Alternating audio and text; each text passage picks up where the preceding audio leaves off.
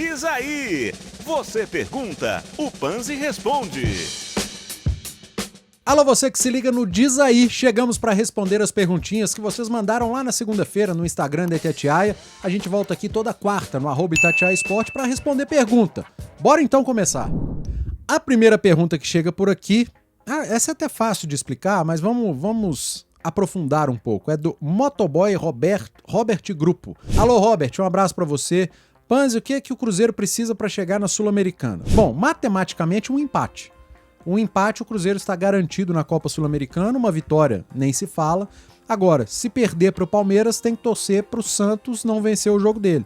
Porque se o Santos vence, ele passa o Cruzeiro e aí iria para a Copa Sul-Americana. Então a conta é simples, é o Cruzeiro precisando de um empate contra o Palmeiras para não depender de ninguém e para ir para a Copa Sul-Americana, que seria importantíssimo. Vamos lá. A meta do Cruzeiro na temporada era, primeiro, permanência no Campeonato Brasileiro da Série A para 2024.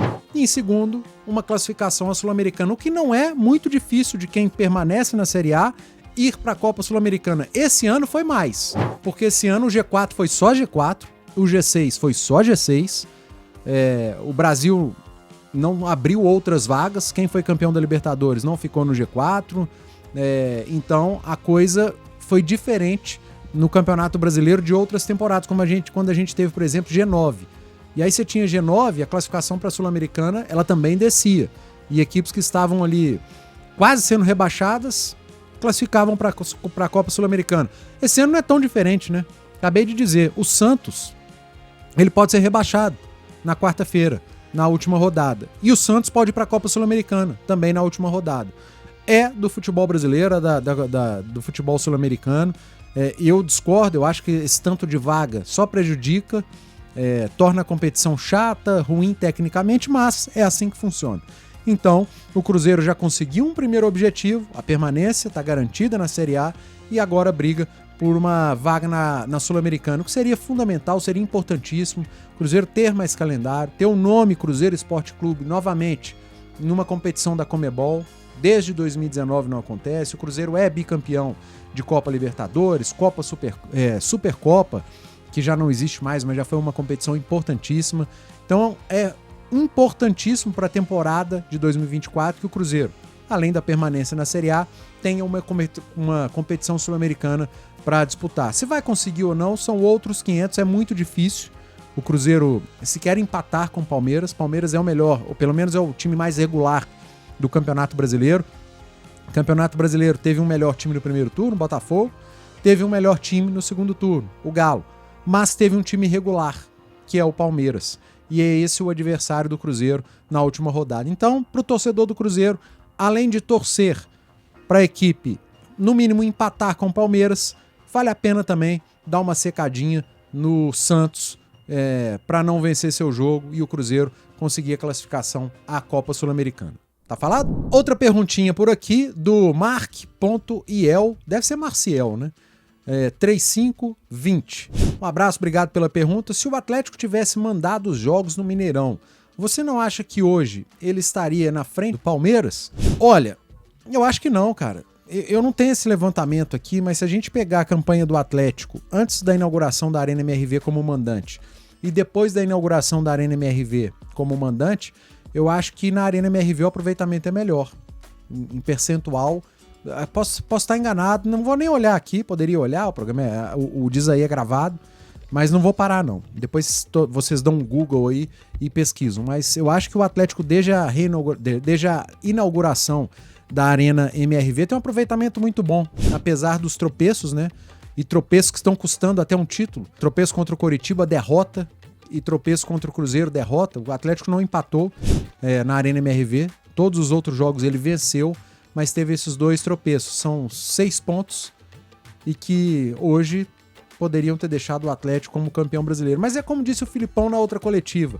Do mesmo jeito que o Atlético tropeçou e lamenta pontos perdidos, o Atlético também pode comemorar pontos ganhos. Esse jogo contra o São Paulo, por exemplo, o Atlético foi pior. Quem merecia vencer o jogo ali pelo desempenho era o São Paulo.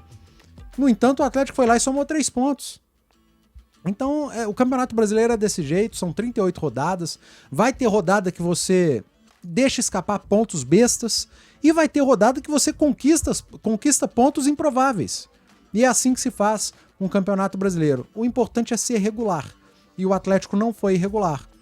O Atlético fez um primeiro tempo que oscilou, um primeiro turno, onde oscilou muito, muito, muito, e um retorno espetacular. O Atlético pode bater 42 pontos no retorno, tem o melhor ataque dividindo com o Palmeiras, tem a melhor defesa disparada da competição no retorno, o Paulinho voando no segundo turno do Campeonato Brasileiro, o Hulk, idem, o Everson, o melhor goleiro do campeonato, tudo isso muito em função desse retorno do Atlético depois que o Filipão conseguiu ajeitar a equipe, né? Depois que a equipe comprou a ideia do Filipão de como se defender, depois que o Filipão passou a entender melhor as qualidades e as individualidades dos seus atletas do meio pra frente, aí o Atlético engatou. Então, eu não acho que se tivesse continuado no Mineirão faria diferença, pelo contrário, eu acho que a inauguração da Arena MRV, o ambiente, as primeiras vitórias embalaram o Atlético nesse retorno. A Arena MRV foi muito importante pro Galo nessa campanha de retorno, nessa campanha de recuperação, e que, gente, quem imaginaria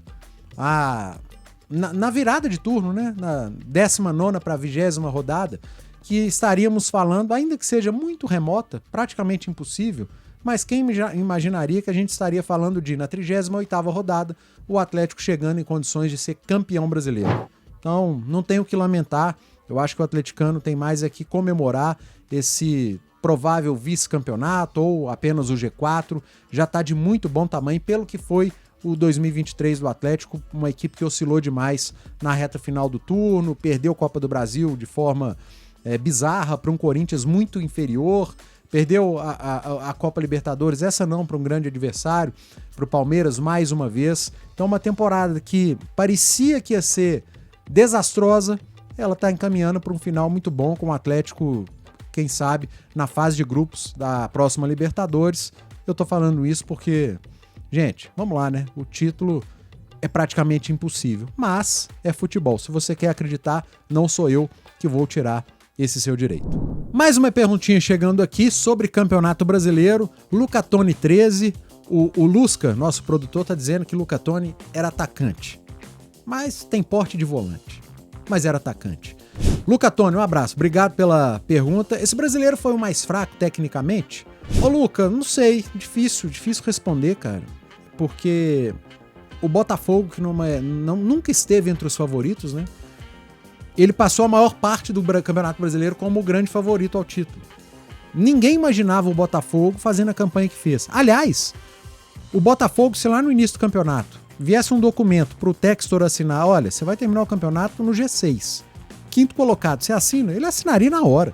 O Botafogo estava longe, essa campanha do Botafogo é surpreendentemente positiva. Só que, pelas circunstâncias, ela acabou sendo lamentada pelo torcedor. O time fez 47 pontos no turno, gente. 47 pontos no turno. E faz um retorno de time rebaixado, com aproveitamento pífio, uma queda de rendimento absurda, principalmente depois da saída do técnico Luiz Castro. O Botafogo simplesmente se desintegrou. E aí o fator mental conta muito. Esse time hoje é um fracasso mental por completo. Então, o fato de o Botafogo, que não é uma das grandes equipes e nunca foi favorito antes do campeonato começar, nunca esteve entre os favoritos, nem sequer ao G6, essa equipe liderou a maior parte do campeonato, né? Então leva a criar, o campeonato tecnicamente foi ruim. Eu não vejo dessa maneira. Eu acho que foi um campeonato surpreendente. Mas quem diz que é um dos brasileiros mais fracos tecnicamente, eu não vou tirar a razão também não, muito em função disso, muito em função do Flamengo ter deixado a desejar, do Palmeiras ter deixado a desejar, mesmo sendo o provável campeão, do próprio Atlético ter deixado a desejar também. Enfim, é um campeonato que deixou a desejar tecnicamente, mas aí abater e afirmar que é o pior campeonato tecnicamente, eu não vou arriscar. Acho que poderia ter entregado mais, principalmente essas equipes de elite, né? As equipes que eram favoritas desde o início. Elas custaram a engrenar e dependeram muito de um deslize, de um Botafogo que desengrenou completamente, embicou o bico para baixo e teve uma queda vertiginosa no retorno. Então as equipes principais, os principais candidatos realmente deixaram a desejar. Luciano Silva Júnior, _. Alô, Luciano, obrigado pela pergunta. Panzi, explica pra nós o rendimento do Cruzeiro em 2023. Ô Luciano, eu acho que ficou muito dentro da expectativa, tá? Um Cruzeiro que fez um Campeonato Mineiro muito ruim, até porque houve uma grande reformulação. O Cruzeiro desfez do time da campanha vitoriosa na Série B para montar um time para disputar uma Série A, e eu acho que era essa a ideia mesmo, deveria ter feito dessa forma. O time que faz uma grande Série B, ele não pode seguir para a Série A, porque é um campeonato completamente diferente. Você precisa reformular, você precisa trazer jogadores com mais costume de Série A, de um tamanho mais próximo de Série A, e foi isso que o Cruzeiro tentou fazer. Eu acho que o grande problema do Cruzeiro, e aí entra o rendimento, foi em relação às tomadas de decisão sobre treinador. Primeiro erro, insistir com o Pesolano sem o Pesolano querer ser o técnico do Cruzeiro. Ponto. O Pesolano participou do planejamento, da montagem de elenco, da pré-temporada, do início do Cruzeiro na temporada do Campeonato Estadual, que são 3 meses, e um cara que não queria ficar. E o Cruzeiro já sabia que ele não ia ficar. Por que não ter iniciado a temporada já com outro técnico? Mas enfim, aconteceu. Aí, um acerto, ao meu ver, a escolha pelo Pepa. E um acerto mesmo, porque eu não conhecia, pouca gente conhecia o trabalho do Pepa, e ele chegou aqui e o Cruzeiro fazia bons jogos. O Cruzeiro tinha bons desempenhos, um início muito bom de Campeonato Brasileiro, e depois houve uma queda de resultados. O Cruzeiro jogava alguns jogos muito bem, alguns jogos o Cruzeiro era até melhor do que o adversário, mesmo sem encantar tanto, mas pecava naquilo que pecou até a última rodada, nas finalizações. Eu falo na última rodada que o Arthur Gomes contra o Botafogo perdeu um gol bizarro. Chutou de forma patética uma finalização que poderia... Era muito clara, né? Ele na cara do PR. Mas enfim, o Cruzeiro ao longo da temporada esbarrou na falta de pontaria dos seus atacantes, cara. Depois veio a troca do Pepa. Para mim, mais um equívoco da gestão. Por isso que eu acho que a responsabilidade da gestão precisa ser dividida com a responsabilidade dos atacantes. Manda embora um treinador por resultadismo e não por desempenho, e erra feio na escolha do substituto. E não é culpa do Zé Ricardo. O erro foi pelo perfil mesmo, cara. O Zé Ricardo entregou aquilo que ele tinha que entregar, o que a gente imaginava. Entregou o mínimo. E o mínimo foi muito ruim pro Cruzeiro. Depois, a gestão se vê em apuros, manda o Zé Ricardo embora, com o Cruzeiro na zona do rebaixamento, uma derrota pro Coritiba, e opta pela solução caseira. O Autuori aceita assumir nessa reta final a condição de, entre aspas, técnico, ele porque ele não gosta de ser chamado disso, quando na verdade o treinador mesmo, quem está na beira do campo no dia a dia, trabalhando, a parte tática, substituições, é o Fernando Seabra. Aliás, precisamos dividir os méritos entre Seabra e Autuori. O Autuori foi muito bem na parte disciplinar, de moral, de tamanho, de estofo, de vestiário, e o Seabra muito bem na parte tática. É um Cruzeiro que termina o Campeonato Brasileiro mais próximo daquilo que a gente gostava de ver com o Pepa, entregando o melhor desempenho. Cruzeiro que pontuou todas essas rodadas desde a chegada, ou desde que Seabra e Autuori assumiram, daquele jogo contra o Fortaleza. Enquanto os outros adversários diretos não pontuavam sempre, o Cruzeiro sempre pontuando. Então esse foi o grande diferencial. Mas voltando à temporada, ao rendimento do Cruzeiro na temporada, já falei da parte da gestão, dos erros e acertos, mais erros do que acertos em relação a técnicos, mas o Cruzeiro pecou e esbarrou na falta de qualidade dos seus atacantes para finalizar, gente. E aí eu nem vou criticar a gestão pelas contratações, porque, sinceramente, o Cruzeiro contratou o Gilberto. Foi, para mim, uma ótima contratação. Se não deu certo, a culpa é do Gilberto que não entregou. O Gilberto é o responsável por não ter entregue aquilo que se imaginava dele. O erro da gestão foi no Henrique Dourado, tanto que durou pouco. Mas o Wesley também chegou com a aprovação da maioria. Se foi exagero ou não que o Cruzeiro pagou é outra história, mas a aprovação do Wesley foi da maioria imensa. Bruno Rodrigues é um cara que ficou e talvez tenha sido o que mais tenha entregado do meio pra frente. Arthur Gomes, a aprovação foi muito boa também. Rafael, o Papagaio, esse aí não fede nem cheira, né? Isso aí foi mais no desespero, com a ausência de centroavantes que não deram certo. O Cruzeiro foi no mercado e trouxe um que não entregou nada além do que ele poderia entregar também. Mas essa turma não poderia perder os gols que perderam, né? E aí são todos. Eu sei que a culpa e a responsabilidade maior recaíram nas costas do Wesley, muito em função do investimento. Mas o Bruno Rodrigues cansou de perder gol. O Arthur Gomes cansou de perder gol. O Papagaio tem muito mais cartão amarelo do que gol, cansou de perder gol. O Vital cansou de perder gol. A turma toda perdendo gol, gente. Não é só o Wesley. Se você olhar as grandes chances perdidas no campeonato, no Brasileiro, o Wesley tem 8, acho que o Bruno Rodrigues 6 ou 5, o Arthur Gomes 5. Então todo mundo perdeu gol. Todo mundo perdeu gol nesse Cruzeiro. Só que o Wesley foi mais cobrado pelo investimento, pelo tamanho do investimento. Então o rendimento do Cruzeiro em 23, o mau rendimento, vamos dizer assim, tem muito pelos erros de tomada de decisão da diretoria em relação a treinadores e dos atacantes na cara do gol. Isso impactou diretamente na campanha do Cruzeiro do Campeonato Brasileiro da Série A. Ele esteve na zona do rebaixamento só quando teve jogos a menos.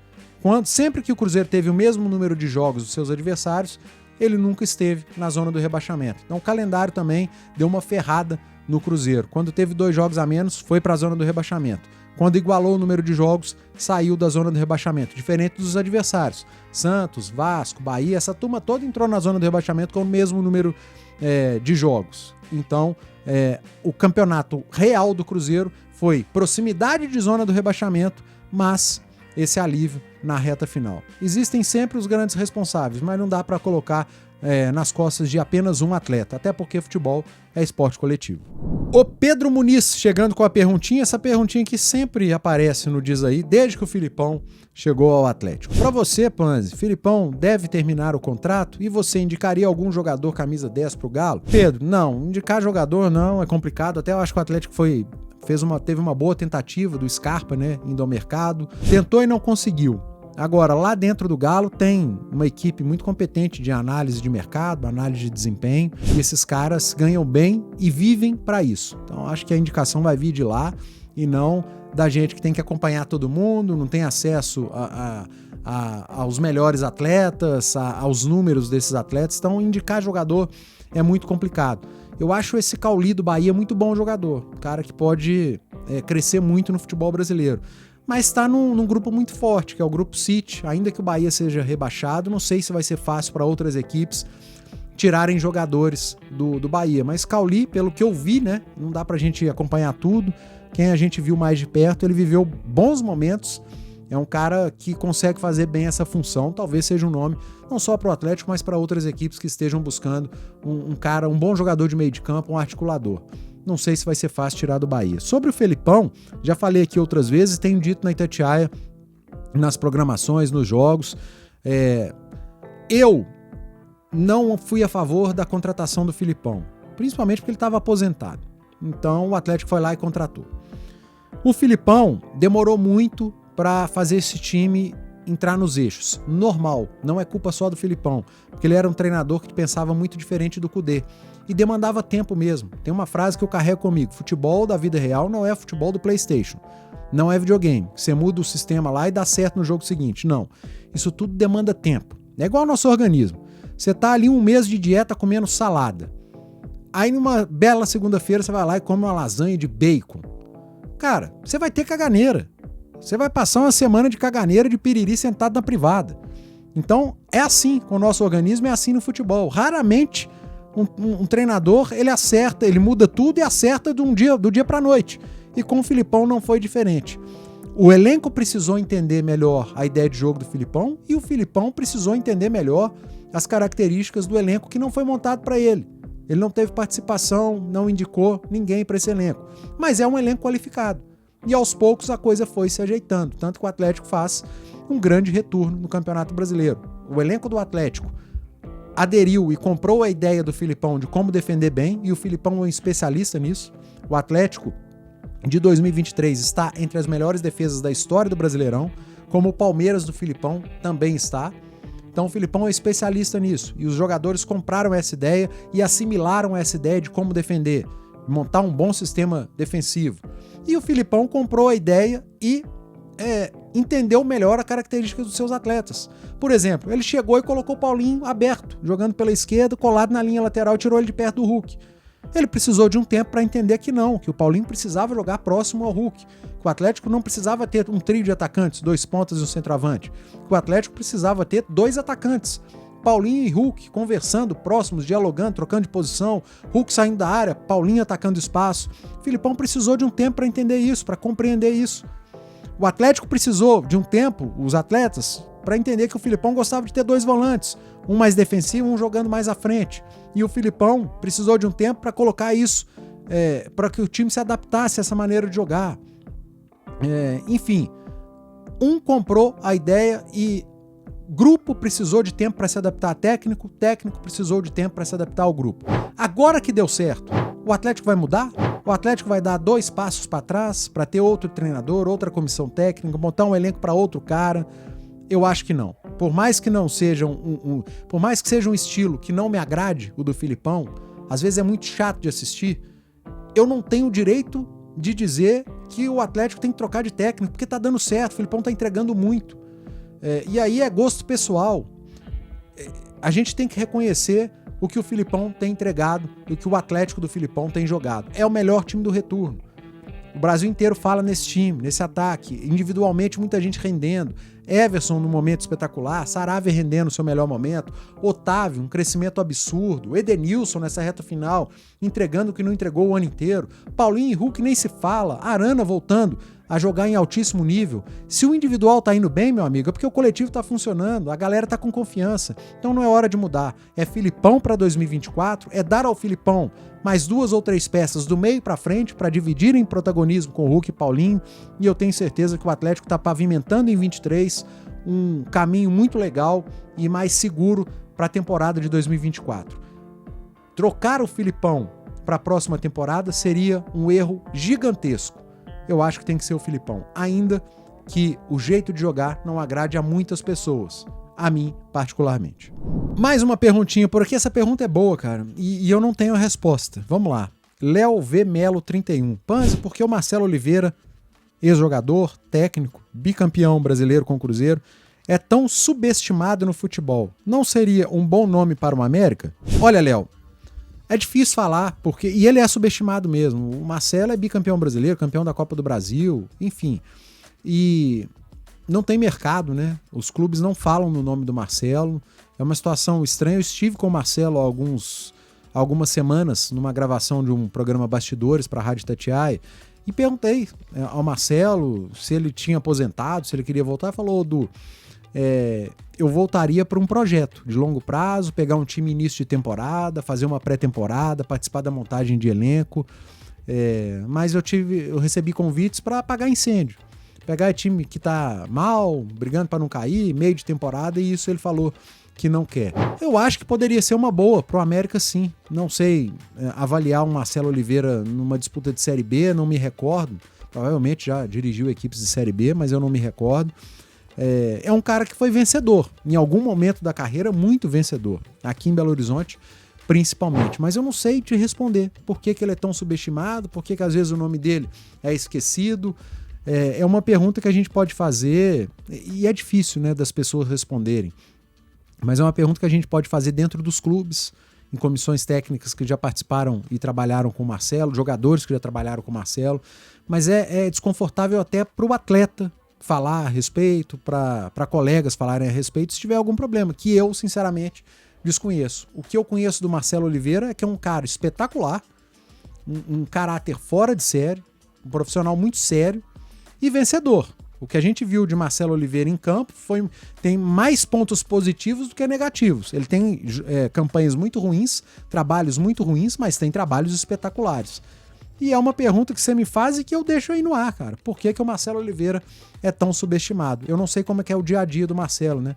Hoje a gente não pode mais frequentar treino, trabalho. Não sei se o problema do Marcelo é no dia a dia, formatação de treino, metodologia de trabalho. Podem ser vários os motivos que eu aqui não vou saber explicar. Tá falado? Valeu, gente. Foi mais um Diz Aí que veio ao ar. Obrigado pra você que mandou sua perguntinha. Você que ainda não mandou pergunta, segunda-feira, vai lá no Instagram da Itatiaia, no @ItatiaiaSport, @ItatiaiaOficial, vai aparecer a caixinha de pergunta com esse rostinho lindo. Você vai lá, deixa a sua pergunta, o produtor escolhe. Eu volto aqui toda quarta-feira, aqui no @ItatiaiaSport no YouTube, para responder. Obrigado, gente. Até a próxima.